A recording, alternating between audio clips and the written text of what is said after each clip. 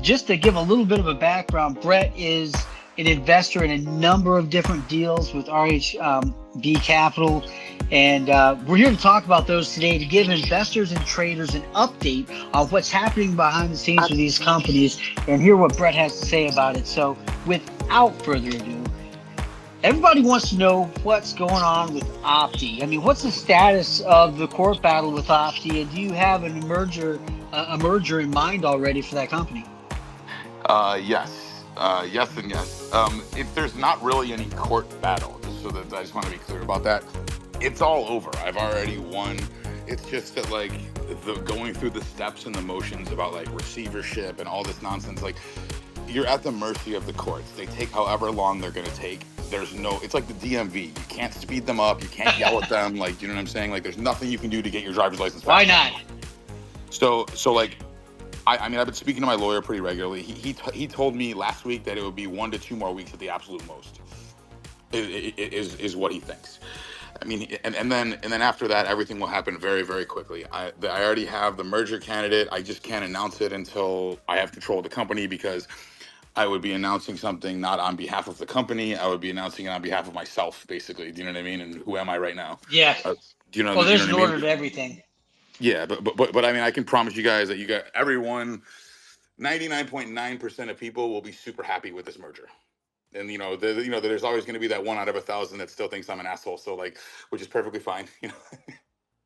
Hey, we're in the OTC. There's always an asshole around the corner somewhere. Trust me, I know.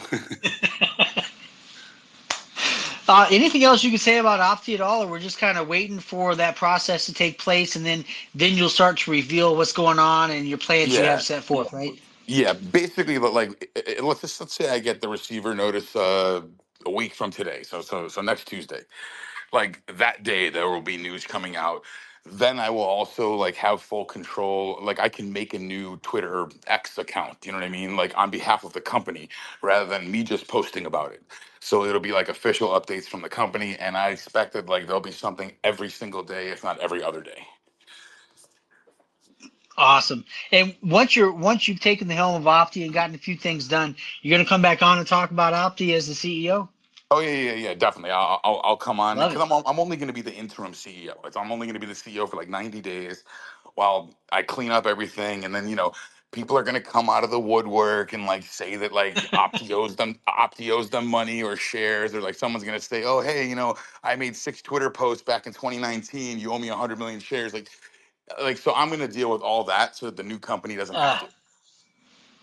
And then That's a huge we'll blessing, pay off man. what we have to pay off, or we'll settle with, not to pay off, settle with whoever we have to settle with.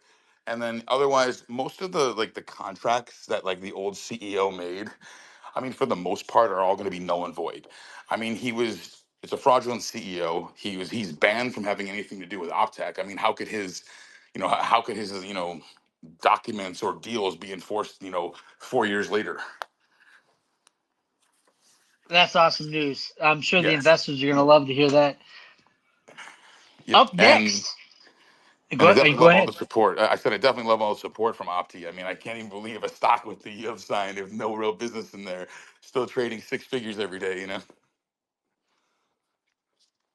I agree. Yeah, it's looking like it's going to hold up and do well, and everybody's just kind of waiting on pins and needles for what's going to happen next. Yep. But the stock's trending up. I mean, it's been trending up since November. Yeah, I mean it's up. It's up 1,000% in the last like few months. That's strong. I can't wait to see what happens. That's exciting. Yeah. On to the next stock, Okay. Psych, Oh, okay. PSYC. Good. Can you tell people a little bit about the mobile apps that the company, the potential merger candidate has, and what the company's path towards revenue looks like? Okay. So 100%. So the merger's done. It's already been, the takeover's already been all finalized, inked, papered up, everything, the whole 9 yards. In an interest to not have to change the symbol, they're going to call it Psychedelic Games. So just that the symbol can stay PSYC. It just makes things quicker and easier, and it doesn't really matter to them. so which is good for me. Yeah. Because I don't know if you guys remember, Psych used to be GOHE back in the day. It was like a marijuana payment processor stock that like blew up. It went from like you know, 1 cent no volume to like 16 cents, trading like millions of dollars a day. It was one of the marijuana stocks from back in the 2017 or so. I remember it. Yep. So the psychedelic games company is going to release one like decent like regular like game like mobile game every quarter, and then one like smaller game. All of the games are free to play. The way that they monetize and make money is like, I don't know if any of you guys saw that. They posted like a screenshot of like Pool Heroes, it was called, I think. It's like a like you're shooting pool on your iPhone, basically. So like, look, the game is free to play. There's no ads. There's no nonsense in there. Nothing. Okay. The way that they make money is you want to buy a new, better stick. It's $1. You want to buy like neon orange felt for the table. It's $1.50. You know what I mean? It doesn't sound like a lot, but when you have like tens of thousands of people giving you like $2, $3, $4, like it's like It adds up. it adds up. Like you know what I mean? And then Yeah, people want to the more know, they want games. to feel that sense of ownership on what they're playing and be able to make it their own style game room. They want their pool stick to look like their own. They want the Exactly. felt to look, yeah, it makes sense. Yeah, and the Psych, the new management is going to be like super hands on with shareholders. I don't know if anybody saw, but they offered to like or they're letting all the shareholders beta test their games, which is like insane. I mean, I've never even heard of that in my entire life. I mean, the good news is about these games is everyone will know it's not a lie because you can go in the app store or the whatever and you can look it up and you can see it and you can download it. It's not like, Tim Cook or like, whoever is like, is like in on this with us. Like, you know what I mean? Like he's putting it in the app store just so that we can like fleece OTC investors. Like probably not. You know what I mean? Yeah. Well, that's awesome. I'm excited. So it's going to be psychedelic games. They're going to Yeah. release a large game and a smaller game every quarter. So there'll be constant new stuff coming out.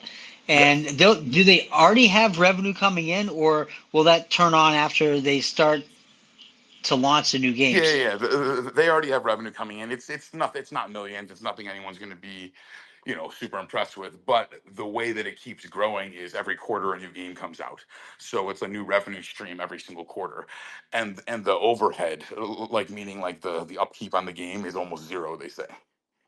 So like, all you have to you have to fix a few bugs or whatever that they do, but it's not like they have to keep adding like hundreds and hundreds and thousands of hours of man hours every month or something.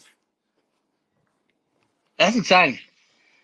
Yeah, no, that's really cool because it allows them to focus on the next one without having distractions. Because once it's up, I mean, unless you have a bug to fix or something like that, it's pretty much self-operating. Yeah, and the guy that's coming in to run the whole thing, like the permanent CEO, he comes from like a serious gaming background, like, and I mean, like he like coded or designed some of like games that people have heard of, like like big games, like big computer games. So you can't tell us one of those games because then we'd be able to back check, right? More or less, and I have to let the company like announce that information. Do you know what I mean? All right, all right. But Yeah, because I was going to ask more about him it's a personally, but very I like mean, major one though. It's a very very major like company. Like people will have heard of the game they make. People's grandparents have heard of these games. Trust me, that's how mainstream it is. okay. Well, how long do you think it'll be before you're able to announce the new CEO? Look. I don't know because it's not up to me. I told them to do it already, but people like to put the news out in their own time. So I'm hoping sometime next week or the week after at the latest. All right. Well, that's just a general expectation. We're not going to hold you to it. I know you're not the company, so Oh, thank you. that's awesome to hear, though. Next up, what's up with SIRC? Can you I, help us understand the path forward and share with investors like what they may expect in the near future out of SIRC? Look, I mean, I've been saying the same thing this whole time. There's enormous selling pressure, like no other. There's a 3810. There's Jason Newby. There's Pablo Diaz. There's me. Like, I mean, like, you know what I'm saying? Like, there's all of us. Like, everyone has shares. Like, you know what I mean? The problem is, after the reverse, the stock price fell down so much again that, like, let's just say you convert 100 million shares. Well, it sounds like a ton. It's like 10 grand. Like, I mean, and 10 grand coming off a $15 million debt doesn't really do anything. It's like, it's like shooting like a BB gun at a tank. I mean, if you think Yeah. about it, the accrued interest every month isn't even covering that. So like in other words, the accrued interest is more than that every month. So like just to put easy math on it, let's say it was like 1% or like, half of a percent. You have 75 grand a month in, in interest that the debt is accruing. If the 3810 is only selling, let's just say, that would mean they'd have to do 100 million share conversions just to break even, assuming there was Holy no such crap. assuming there was no such thing as brokerage fees or capital gains tax. So like in a perfect Oh, world, that's crazy. yeah. So like, look, the company last week on Friday night, so I had dinner with the company's corporate counsel in San Diego here, Jason Ostendorf. He told me a lot of, I mean, he told me what he could tell me, obviously. Um, the good news that I took away from it was the arbiter thing. And look, I'm the first person to tell everyone that arbiter thing is a scam, that guy screwed us. Like, believe me, it was my $4.2 million. No one's madder than me. And no one wants to see them get what they deserve more than me. However, both the CEO of SIRC and their lawyer on separate occasions, the CEO says he's 55% confident. The lawyer says he's 70% confident that they will get that money back before June 30th of this year. So before the end of Q2. Now that Wow. helps out a lot because what I told them, I mean, not like anyone listens to me, but like what I told them to do was to essentially take like $1 million or $500,000, however, whatever it costs of that money, and call up Pablo and Jason and make deals with them, get them to sign a forbearance agreement. Be like, hey, look, you guys are crushing the stock down to 0001. You're selling 10 grand worth of stock. Here's 300 grand. No more conversions for a year. Let us get our shit together. Let us let us get the debt paid off, blah, blah, blah. And I think that'll make an enormous difference on things. But in the meantime, I mean, look, I would never tell anyone to buy this stock right now. It's just going to stay at 0001 until it goes no bid. Oh, wow. But Well, the the company good is thing strong. about that is if they're able to get them to take that deal, then it'll take the selling pressure off and allow the stock to breathe again for a little bit. Yes, exactly, and that's what they need to happen. Also, like the everyone always like sends me messages on X like why don't they just pay off the debt? Well, okay, that's like adorable, but like where are they getting $15 million from? And there's no such thing as an investor that gives you $15 million just so that you can pay all your old debts with it. There's no such thing. Almost every major loan of that type has a clause in it that says this is not allowed to be used to pay your old debts. Because think about this. I mean, at what point does that become a Ponzi scheme? If you're just getting Yeah. new investors and paying off the old ones without telling them, that's a Ponzi scheme. If you You're tell not them about it, accomplishing it's totally anything. legal. Yeah, you're not accomplishing anything. You're just getting another loan for another loan. It's not going to be beneficial. Exactly. Wow. All right, so that's an update on Cirque, everybody. I can't wait to see if they're able to accept that deal and breathe again. Now, Well, on here, one more thing about Cirque, though, I will say, like, their business is strong, and quite honestly, like, I really like Brad is actually kind of fighting, and the reason I say that is the easy way out of this would be he just files bankruptcy. All these debts go away. I mean, none of them are secured. I mean, he could stop the bleeding, but he's like not doing that. It's the only CEO in the world that's actually like taking this on the chin and like getting this done.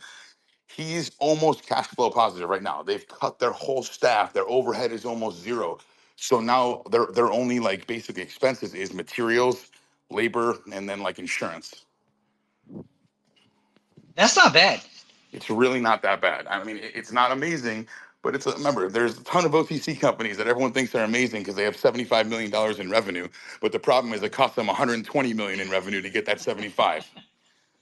Yeah, being profitable is a huge thing. It's just if they're able to take Correct. the profit and put it to paying off the debts in a quick enough fashion. Yeah, I mean, that's why companies need to devote a portion of their revenue and their proceeds to paying off debt. I mean, it's like I tell people all the time when they take a loan from me. Why don't you just pay the interest on the loan every month? So every month, you send me like, 1,500 bucks, however much like, interest. Oh yeah, that's a great idea. That's a great idea. How many interest payments do you think I've received? Maybe like four in Yeah. my 18 years of doing this. Yeah. Man, people don't learn. They get stuck in their old ways. Yeah, and unfortunately, like back in the day, I mean, I say back in the day, the toxic Wasn't lending that long heyday. ago. Well, no, the toxic lending heyday, it taught all these CEOs like the wrong idea. That they never have to pay back their debts, that their shareholders will always foot the bill. And it all manifests itself a different way. But in the end of the day, all the CEOs pretend they care about their shareholders, and some of them sort of pretend they do, or they're good at pretending or whatever. But if you really cared about your shareholders, you wouldn't let them foot the bill for every time you raise money.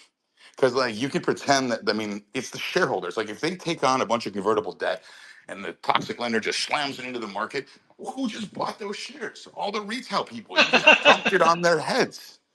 Like, well, Yeah, that's not how we look at it. Well, that's adorable. I mean, I'm sure like murderers think that they're like doing nice things too. Like man, it never ceases to amaze me, man. You ready to move on to the next one? yeah, of course.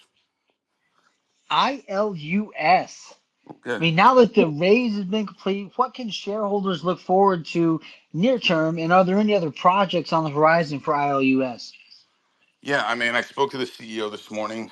It wasn't like a super long conversation.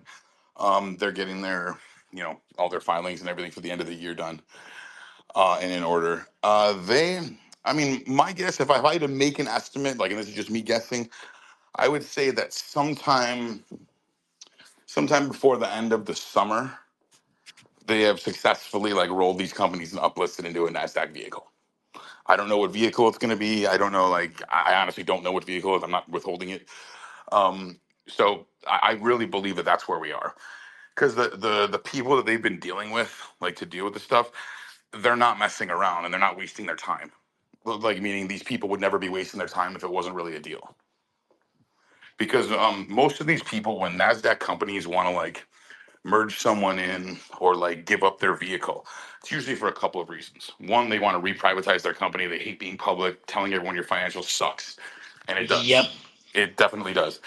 But like the other thing is they probably got a notice from the SEC. And when I mean notice, I mean a delisting notice.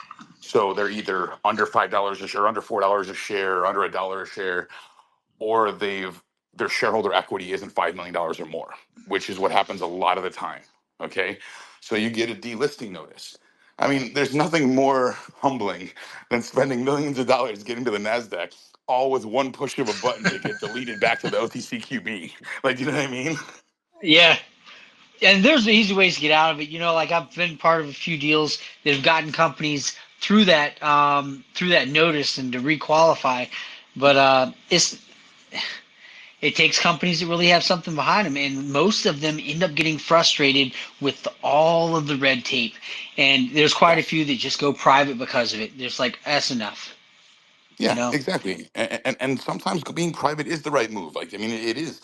But like, remember, nobody wants to just tell the world about how much revenue they made, and then like, no one wants to tell everything you're doing every single week. But that's the price you pay for being able to raise money in the public markets. Like, I Yeah. mean, you can't expect to raise money from investors if you're not going to tell them about your company. I mean, come on. That's something that the old school, I call it old school. The old school people, like they paid promoters to do this stuff for them, and it Correct. was always pump. And now it's just, man, that's what these spaces are for. That's what is groundbreaking and being able to talk directly to investors in real time and have it meet disclosure because you're not breaking any laws. You're able to discuss what's going on with the company, do a Q&A, have Yeah. some questions answered on a public forum that everybody has access to, and you're not going to get in trouble doing that. But a lot of Exactly. companies Trust still me, have. it's a whole lot safer than Tim Sykes telling everyone to buy a stock on a Monday and then so you can sell it on Tuesday. Do you know what I mean? Like, Oh man, yeah, I get all of his marketing stuff. It's hilarious. Not bashing him. I mean, I've made money with some of his plays. Next, now this stock that I'm gonna bring up next has been seeing a huge increase in volume recently. I want to know what's going on because it's a touchy subject. But CYBL, yeah. you know, Uh, where are they at with the caveat emptor stuff? Or how are they dealing with OTC markets on that? And are there any plans to get that cleared up? I mean, it seems like they're on the right track. I mean, they obviously got their OTC IQ access back, as everyone saw. They filed the financials. The financials, to me, looked pretty damn strong. Like, I don't know. I mean, that looks strong for a Nasdaq company, let alone like an OTC company. I believe that once these are all reviewed, the attorney letters filed, the whole 9 yards, like everything you need for the year end, I think we're maybe 2 weeks away. They'll probably put it in review. And then you'll see like the pink current. It'll probably still have a skull and crossbones, but still pink current. And then they'll probably give it another like, I'm just guessing. Remember, like I would say like 3 to 7 business days. They'll probably give it then, to remove the caveat emptor, make sure that like, remember, OTC markets is only there to protect us shareholders. They're not, Yeah, whatever. they would never want to harm anyone. Like they don't realize that putting the caveat emptor thing, basically wipes everyone's trading account out and in one day. But it was for my own protection. Man, well, I'm looking on my Schwab account, looking at CYBL, and man, it saw an increase in volume. The thing's going up right now. So where is it? Can you buy the stock? Oh, so people are there's this one broker that lets you buy it with the caveat emptor. It's called speedtrader.com. Oh crap! www.speedtrader.com. I mean, like I don't trade through them at all, but I mean, like I do know people who have been buying that, and also people in Canada. Like if you live in Canada, you can still buy CYBL. It's funny how the caveat emptor only really matters to like American brokerage discount brokerage firms. That's hilarious. I always knew, like, since 2001, if you get a skull and crossbones, something's wrong, and nobody's going to want to touch your stock. But here we have a company that's actually got good financials, a good business behind it, and they've just got to go through, again, red tape and issues just to get back to where they're working good. You have to jump through OTC markets as hoops, I guess, so to Hoops. speak, is the only way to put it. Because like, think about this: call up J.P. Morgan or Goldman Sachs. See if you can get anyone on the phone that even knows what the CE is. They don't even know what you're talking about. They've never been to OTCmarkets.com. None of that stuff even plays in. I guarantee you, if I called up Goldman Sachs or my JP Morgan account and I'm like, hey, look, I want to buy 5 million shares of CYBL, they're like, yeah, no problem, here, do it. Do you think they're going to look at OTC markets first and say, "Oh, there's a poison No. sign with a skull and crossbones on here. We can't let you do it"? I mean, like, it's insane that like this is how it works to me. But yet, that's how it is. Yeah. Well, they Yeah, should make it so they you got can't this. sell. Well, I mean, look, I know not selling is a very bad thing, but like if you think about it, like I mean, like if you can't buy, why are you allowed to sell? You should just halt trading altogether. The only thing that can happen if all you can do is sell is the price plummets. Nothing else can happen. It can't go up ever. Yeah, they say in America you're not supposed to be able to have a monopoly, but I think there's got to be some conspiracy between iHub and OTC markets because both Yeah. of them are pretty shady. Oh, tell me about it. I mean, FINRA is pretty much in control. It controls OTC markets since like 2016. They've been like had oversight over everything. That's why like the all the stuff changed. Remember, there used to be a stop sign. They gave you like way more time to get your filings Yep. in order. Now they just throw you on the expert market, like like they're putting you out to pasture. Like In detention. exactly. That's like totally what happens. All right. Up next is JETR, Oh, Starjets good. International. Now, I understand you have an investment in Starjet, and they just had a recent surge of volume. I mean, can you share what's Yep. going on with that and what's happened with Starjet? I actually didn't know about the surge in volume because I don't really follow it daily. I mean, I have a It's not position, but huge. I don't sell it. So I know the CEO like very, very well. Okay, like he's a really good guy. He's an unbelievable businessman. I mean, like seriously, he's like a one man show that like once COVID hit and more people started flying private. He fucking grew his revenue from like 4 million to like 12 million overnight. Like seriously, overnight, like within 30 days. So he also comes from a stock background. So his name is Ricky Sidmer. That's the CEO's name. He used to work for Stratton Oakmont, believe it or not. The Wolf of Wall Street, Jordan Belfort. So, Yeah. so, so he like knows all this stuff. I mean, he's not like any stranger to like the public markets or anything. But just like anyone else, it's his stock is not indicative of like his company. I mean, like you can see, like he makes profit every year. He's got mills in revenue, mills in profit, like you know what I mean. But nobody cares about that in the OTC markets. They would just rather you have a really, really good Twitter following and no revenue. You know. So Yeah, well, look, it's not about hyper or momentum as everybody loves. I mean, it's about real company sweat equity, man. When you're yeah, really putting the work in behind the scenes, your financials show it, and investors are gravitating towards seeing that reality rather than the pump anymore. exactly. And then another setback that JTR had, which is a lot of other companies had too, was EF Hutton. I mean, the investment bank. Oh my gosh, I hate EF Hutton. No They offense to they EF Hutton. I'm sorry, I'm talking bad Yeah, they about you, suck. but you I suck. hate them. Like seriously, like I sent them some like terrible, nasty email with like profanities all in it when they tried to get me to invite me to their Christmas party or some nonsense. So like they led them down the road. So like as Yep. always, EF Hutton promised Ricky the world, and Ricky's like he's from And that world. sold He's the like heck out of their stock. yeah, exactly. And then that's all that happened essentially. Then they backed out like 2 days before it was supposed to uplist. Oh, sorry, the road show isn't going to go over like we thought. It's not going to. And of course, like now he's left with like nothing. I mean, you see like Jetter, like they don't dilute and stuff. I mean, he has almost no shares outstanding for a for a pink sheet. I'm looking at the security details now. It's like there's only 17 million held at DTC, and Correct. he's got 108 million outstanding. It's not. I mean, I wonder why the authorized is 9 billion, but it's probably because did he have convertible debt on the books or something? So it was just like that from the old company that it was like before he merged in. He just never lowered it. Huh. Well, I guess I Yeah. mean if you don't need to, you don't need to.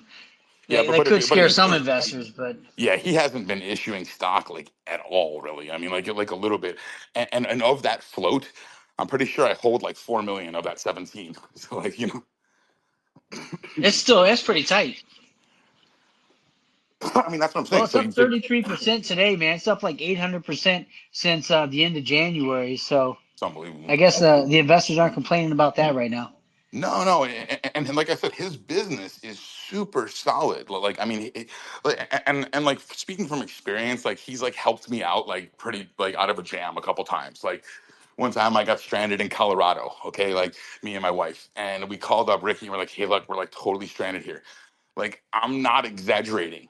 In 12 minutes, he had us a G550 gassed up, like ready to take us back to San Diego from Colorado. And remember, he lives in New York City. Like this guy's got international reach. Like we were in Europe. He set up all of our flights, like inter Europe, like short little 45-minute flights. You know what I mean? He Yeah. set up everything, like Italy to Paris, Amsterdam to Greece. I mean, he sets everything up. And I mean, look, it's all done in a matter of minutes, which is like the craziest thing because it's like one guy with a cell phone that's like doing all of this. It's unreal. That's pretty awesome, man. Is there any plans for him to expand? Yeah, right now, I mean, I don't know. I mean, he's trying to get. There's like this major domain name. I don't really know the name of it, but it's like something super beneficial for his business. Like there's something, whatever, private Like travel Expedia. documents, something crazy. You know what I mean? Something that would like totally work. So I know he's like working on some deal for that. And then if that were to happen, he would probably like, I mean, revenue could go from like, 15, 18 million a year to like 50 to 80 million dollars a year Wow. just because of the So he web can fly traffic. in and out of any airport from any location, basically? Yeah, yeah. I mean, he can get you anywhere in the world, anywhere, anything. Just give him like an hour and it's done. I'm gonna have to look into that, man, because I mean, I have a lot of kids, and if I'm gonna go somewhere, I'd rather not have to worry about booking a flight on a main plane. Yeah, and it's crazy. Like in San Diego, like we have one runway. The whole airport has one runway, so only one plane can take off or land. And so there's no direct flights to San Diego from anywhere. It's like a nightmare. Just to get to Florida, you got to spend 4 hours in Chicago. I mean, it's like ridiculous. Okay, so like it's so much easier this way. And if you have a big family, I mean, quite honestly, you just pack like 8, 9 of you in there. I mean, look, it's going to be a little bit more money than buying everyone plane tickets, but like it's direct, it's safer. There's no TSA. There's no security. You can do whatever you want. That sounds like fun. Yeah. So. All right. On to the next one. Now, I have to apologize that you Uh ever got oh. involved with this company. Uh I oh. worked for them, so I have a lot to say about Carol and Gary Greco. All But right. how in the hell did you get involved with PCTL? It was years ago. Like I Oh invested in them shit. like in 2020. Like it was like 4 years ago. So I mean, like I met with That was Gary. right before Craig Fisher, or right Yeah, around correct. Craig Fisher investing with him. Yeah, I worked for Yes, him during that time with They just man, they keep on getting money. They keep on putting it towards non-helpful things. They just yes. couldn't stop misappropriating money. Misappropriating money. I mean, I gave them like a God. $300,000 line of credit, okay, that they needed for product financing, okay, like Yeah, to yeah. fill orders. I'm like, okay, perfect. So I'm going to give you 300 grand, and you're going to make payments to me every, whatever month or every 2 weeks, however it works out, and you're going to be able to turn this 300 grand into more money, correct? Oh yes, definitely. Blah blah blah blah. Of course. What did My they do? pockets are lined. Yeah, they spent like 280,000 of it paying themselves all their salaries and everything that was due, and then they bought like 20 grand worth of fluid for like some hospital. Yeah, they So give like I away mean, look, those units to hospitals free and then make the money on the residual sales, which I mean, it kind of makes sense. But I even bought one of the stupid sprayers and used the stuff in my house during COVID. I mean, I thought the product was a great idea. I think it's that they're amazing. more on track with their fracking, with Yeah. the Oh ability to yes, have something correct. that's non corrosive, non chemical based that increases the production of barrels per day. That's awesome. I mean, all the nature lovers out there can clap them up and get behind that investment. But if they keep on screwing up their own company, how the hell are they going to make it? I mean, they just announced a reverse split. What's going on? I mean, who knows? I mean, like it's funny because like I actually like Gary. He's a nice guy. He's an old guy. They need a sales force. They need a young sales force to go sell Yep. this. You know what I mean? Like it's not like I mean, think about it. It's not like like the pharmaceutical industry hires a bunch of like 85-year-old men that smoke all the time to sell their products. Like you know what I'm saying? Like I mean, like Yeah. it's different. You know what I mean? So like we're just trying to. I mean, it's like any one of these companies. They can have an amazing product, but if you don't have someone that can sell it, it's useless. Like very few products sell themselves. We all know that. Yes, very true. Yeah. Well, I don't want to stay on that one. I mean, they still owe me money for my services. I don't even care to go after it. I hope that they do well, but I hope somebody buys them out actually because they do have a decent product. Yeah, I think so too. I mean, like but like the problem is like Gary isn't getting any younger. So And like he the doesn't whole want to like let go of the helm. yeah, I mean like if you were a company that was thinking about buying them, and I mean not to be morbid about this, but like you would just wait for Gary to die and pick up the pieces because like there's no succession. I mean, like, does he have a succession plan? Is there someone in place to Nope. take over?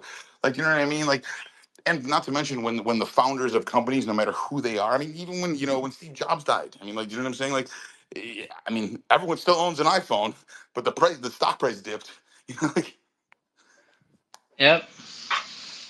Well, I think they started getting a little wonky when my team was talking to him about, well, you know, when we're looking at how your company is going to succeed, would you consider reducing your salary? He didn't like yeah, that statement too much. They're like, look, man, we're looking at the whole thing, and you're taking too much money off the top. You need correct. to put the money into the company and stop taking so much off the top so you can actually function.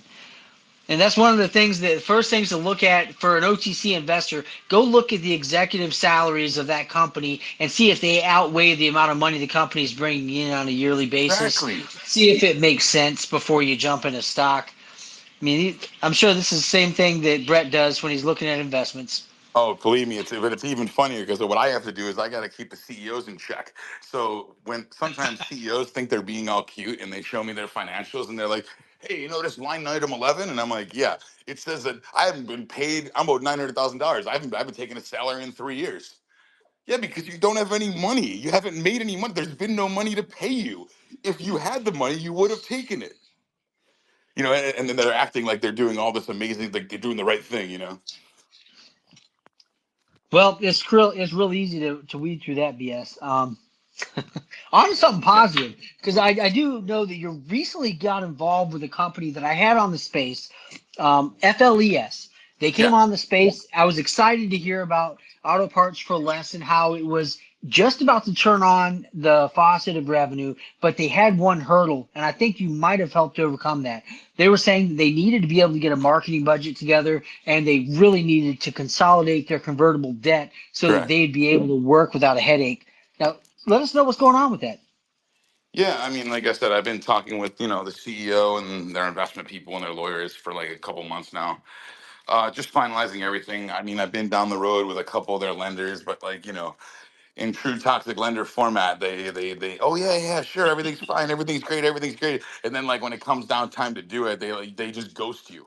Like when it came time, this guy sends me the documents, I sign it, I send it back to him. Okay, then no one hears from him for like a day and a half. Then he sends a text message or an email. Oh, I had an emergency. I had something big came up. I got to deal with it. I'll be able to get to this on Monday night. Now Monday night. Now meanwhile, this douchebag puts in a notice of conversion on Monday morning. Well, yeah, oh, sorry, the debt's gone.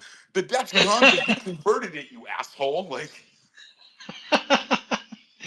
Do you mind saying what lender that was? yeah, sure. That was Bill Alessi from Jan Bella Capital. Oh gosh. Well, yeah, they're always interesting people to deal with. There's very few that are friendly. They all say they are, but that's never Yeah. the way it works out. Oh, they're all your best friends. Trust me. Every one of them tells you how friendly they are. So, If you're so friendly, you wouldn't have given me a toxic loan. so tell me, are they actually going to be able to get the marketing budget to turn on auto parts for less?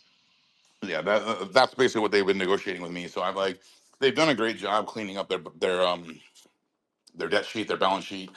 They've gotten people to lock up for like a 2 year, I'm sorry, 1 year lockup. They've got people that converted their debt to preferred, so the debt to equity. Basically, there won't be any other sellers in the market. Like whoever the last guy is that just converted, he's probably done. If not, he's selling his last few shares now.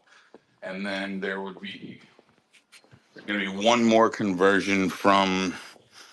So the deal that I made, I don't know if I can go into detail with the deal, but like basically like the deal I made, they're converting half their note, but it's only a few million shares. It won't be anything like too bad. And I mean, as they always say, they're going to be very easy on the stock. But I mean, who fucking knows? I mean, I can't vouch for that, obviously.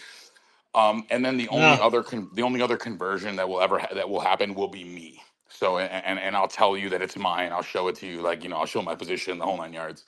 So it's like, Is it going to be yes, restricted stocks? You got to wait 6 months to a year anyways, or yeah, free yeah. So trading? all of my promise, so the promissory notes is 6 months, correct? So like the Okay. first note that I give him, I can't convert it for 6 months, correct? Well, that's easy enough for people to track, man. Well, I All right. mean, Well, I mean, and there's no point in me lying because it's all in the financials. I love when people like think I'm gonna lie, but like knowing that it's all coming out line by line in the financials in like a month. You know? but look, I know we only have you for like 20 more minutes, so Yeah. this is probably going to be the most exciting moment of the call so far. I want Uh, to open it up to questions from yeah. investors to you. I want people, listen, if you're going to come up to ask a question, one, it's got to be respectful. Two, keep it short because we only have so many minutes left. I want other people to be able to talk, and keep it to stuff that hasn't already been covered in the call, as long as you've been on here to hear it. So, all right. Are you cool with opening up the floor, Brett? Yeah. Of course. All right, guys, raise your hand. I know you've been waiting for this moment. Who has a question for Brett Rosen about one of the companies we mentioned today? Don't all raise your hand at once. Wow, this is amazing. Nobody. I I love it. think we covered everything. Oh, here we go. All right. No. Just Honda, Crypto God. What's up, man? Go ahead. Good afternoon, everybody. It's Honda. What's up, What's up, Brett? What's Honda? up, Hey, JR? what's up, brother? Hey, Brett. I just want to ask a question. How did you get into business? Like, what started you out in business? You mean in this exact field? You're saying? Yes, yes. So I moved here. When I say I moved here, I moved from New York to San Diego in 2006 when I was 26 years old. I got a job at this that was October, and then in November I got a job at this financial firm, and like in La Jolla, it was called La Jolla Capital at the time. It's not the same company that exists now. If you look it up, it's not the same thing. Uh, it was funny because like I didn't really know anything. I was like a young kid, I'm like running around getting people coffee, like crap like that. Meanwhile, like I realized this is basically like a boiler room. Like these guys are essentially like on the phone trying to get people to like buy up like shitty penny stocks, like really awful ones. And I'm like, oh my god, wait a minute. So then the end of November, I'm sorry, the beginning of December rolls around, and I'm like, I start looking at like the documents and everything, and I'm like, the way that they were getting their stock through debt conversions, through like convertible debt, made a ton of sense to me. But the way they were just dumping it into the market was like the dumbest thing I've ever seen in my life. So I said to my boss, I was like, hey, I have an idea. Like, I know I've only been here for like a month, but can we just like try this my way for like a little bit of time? And they're like, fuck you, go get my coffee. Like, I'll have a Heineken. Like, that's all, like, no one listened to me. This was December of '06. In July of '07, I bought the whole firm. Oh, that's crazy, bro. I had turned $4,000 into $9 million in 7 months. There you go. And then I used $4 million to buy it. And then actually the cool thing was I went in there with a paintball gun, like it was Entourage, and blasted everyone and fired everyone. So that was like my way of getting back at them. Oh, that's amazing, Hey, man. man. Thank you for the insight. Sure. It's hard pressed to find a room that will have more ego than a room like that. Oh yeah, it was pretty bad. I mean, they had like a keg of beer in the corner, like guys like sticking their like head in their like drawers doing cocaine. I mean, it was like the funniest thing you ever saw in your life. It was 2006, but it looked like a trading floor out of the 80s. Wow. Who's up next, man? I know you guys got questions for Brett. You only got a few more minutes with him before we open up for open mic with OTC Method. We're going to be chopping up all kinds of OTC stocks. We got stocks like LTNC we're going to be talking about. So hurry up and get your questions up. Few minutes left. I see Ryan's in the house. There's so many people had questions. I think we really covered all of the really important Wow, stuff. I'm impressed. I'm Hey, surprised. at least no one's telling me they hate me. This is the first. Everyone must really be There's happy about Opti. Like, there's 181 people in here and nobody's complaining. I love it. well, hey, see if you can get George Sharp on the line. I'm sure he'd love to speak with me. Then Ryan was talking about him today, man. His name's been going around quite a lot lately.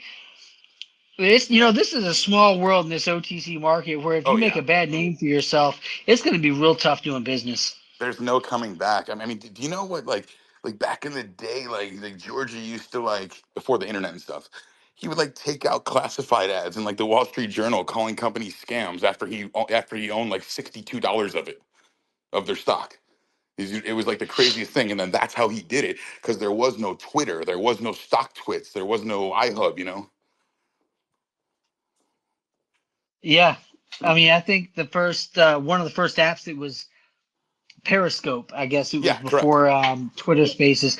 Periscope started coming out. There's only a few companies, Ryan being one of them, that learned how to really take advantage of that. I mean, it's been a slow learning curve for public companies to wrap their heads around social media, but it's way more effective than the boiler room was Yeah, if you do yeah. it right. I mean, remember, a guy can only make so many phone calls. And then remember, are you really going to buy stock with some crazy fast talking guy calls you on the phone and says, oh, you got to buy this penny stock. It's amazing. Like, he would never get me to buy the stock. Like.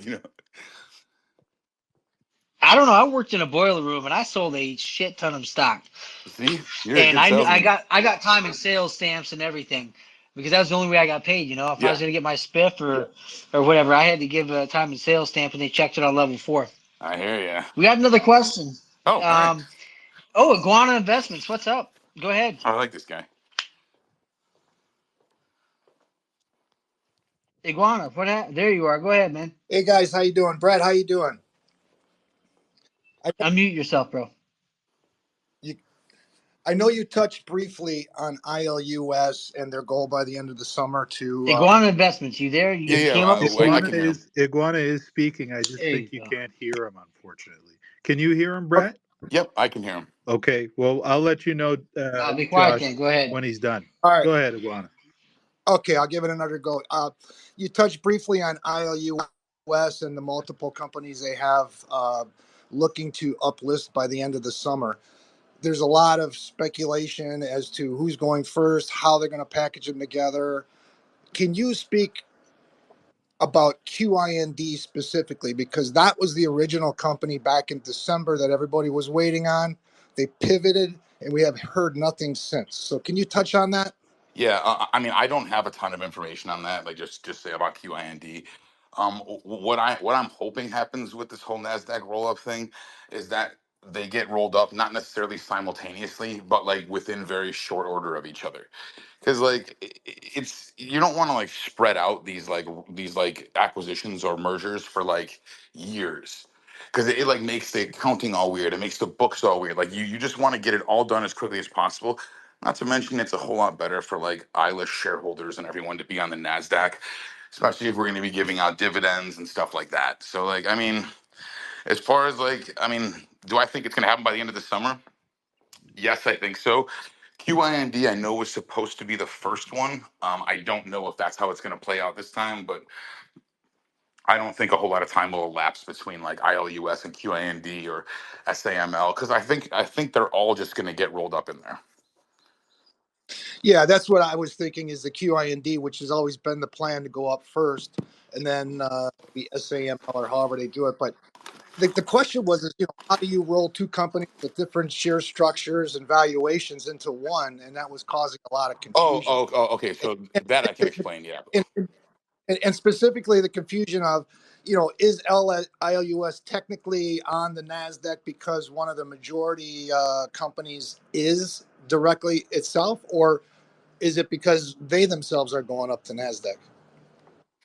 I'm sorry. Say that question again. Is it because why? So, everyone's talking about ILUS is going to the Yes. NASDAQ. I'm of the opinion that they may not be the first ones to NASDAQ. The QIND may be the first up list, Yes. and then NASDAQ follows by the summer, right? As they clean up SAML and then they get to themselves. That's my opinion on how it'll unfold. But Okay. again, there's a lot of question Of out there. course. I mean, the best way to explain like valuations and like acquisitions and mergers in this sense is it's very similar to like a SPAC deal. And when I say that, I mean that like the Nasdaq vehicle comes up with a valuation for QIND, for example. Now let's just say it's $300 million. Okay, so then you take $300 million and divide it by the number of shares outstanding, and that would be the QIND current price. Okay, and then you get pro rata, like basically that amount of stock into the Nasdaq company. So like the varying share prices, the varying outstanding share counts, none of that matters because of the way that it's done. It's all done based on a valuation and not like the need to reverse the stock back to $5. Like, do you see what I mean? They're just going to change the share structure when they exchange the shares of ILUS and QIND into shares of whatever the Nasdaq vehicle is. Okay, so then it is back to the two of them coming up together. Yeah, I And mean, I don't think it's going to happen exactly together, like simultaneously. Simultaneously, I think it'll be within like maybe like 15 to 30 days of each other, though. yeah, Depending okay, on, remember that they have to file all these like all the stuff with the SEC still, so there's always going to be that lag time. So probably more like 4 weeks. yeah, no, I hear you. Yep, makes sense. And they Thanks, Brett. all have to wait for NASDAQ to respond in a timely manner, which isn't Correct. so timely lately. Yes. Yeah, they're just overwhelmed because like I mean, the influx of like deals in Yep. 2021 and 2022, like they weren't prepared for all the comments they were going over. That Yeah, and they lost a lot of their workforce due to the COVID Yeah, crisis. So it correct. was like a lot less people, a lot more work. Didn't work out well.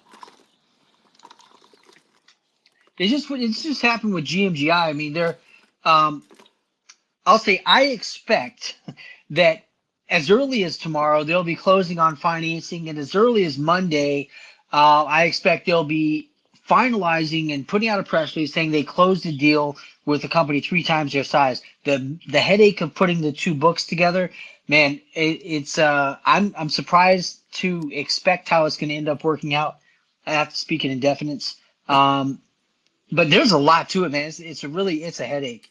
I mean, if you're not on the same fiscal year, it's like, okay, so whose financials are you going to roll into? What fiscal year are you going to be operating out of? There's Exactly. all kinds of stupid stuff. The cost to it's egregious. It's a pain. I couldn't agree more. Who's up next?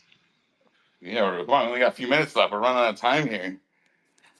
I think we did it perfect. I mean, honestly, I really there was a ton of information covered. Quite a few companies talked about Yeah. some really great questions, by the way. And if anybody else has a question, please raise your hand. We have all of 5 minutes left.